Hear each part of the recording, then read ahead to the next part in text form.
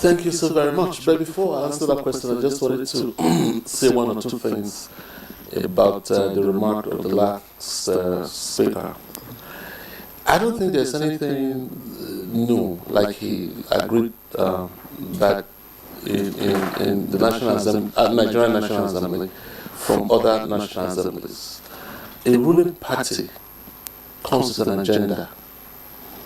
They go before the people and then articulate this agenda upon which they are voted into power.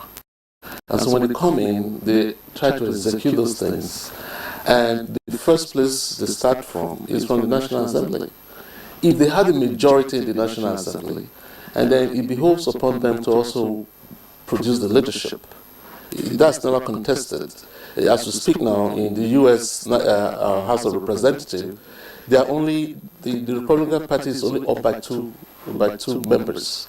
Yet, the issue as to who becomes the Speaker, it's not even discussed. It's Republicans that will produce the Speaker. It is within them that they will have to select who becomes their Speaker. And the President-elect had a lot to do with the emergence of the present Speaker. When there was a deadlock, he had to wade in and use his influence to make sure that the person he wanted became the Speaker. So there's something new about that. I don't see, I'm Labour. I'm not speaking for APC. It's what happens. And so it's not different with us in Nigeria. Just to say that. Now, what is our legislative achievements and highlights? I think we've done a lot in 2 years, less than 2 years that we've been in power. Don't forget that when a new government comes in place, it doesn't start running immediately. There are other things that come to play, one of which is who becomes the leadership of both houses, Senate and House of Rep. So that takes a little while. And then the formation of all the committees and all that stuff before we actually will start working in earnest. And don't also forget that over 80% of members were in court within that period to defend their mandates.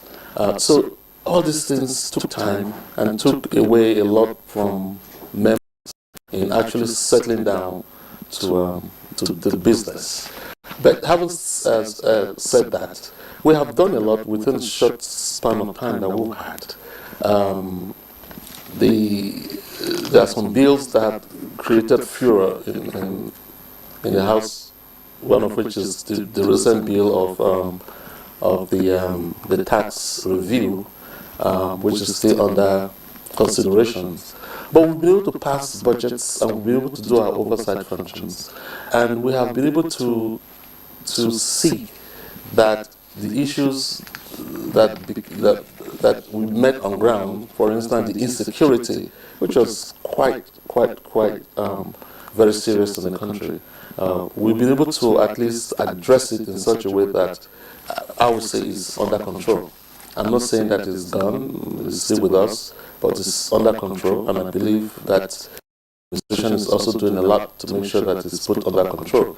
We in the Parliament have been able to address it by, giving them the funds that they need. They've come before us so many times, we've invited them so many times. I say this because without security, we can't have development. We can't have peace in the country.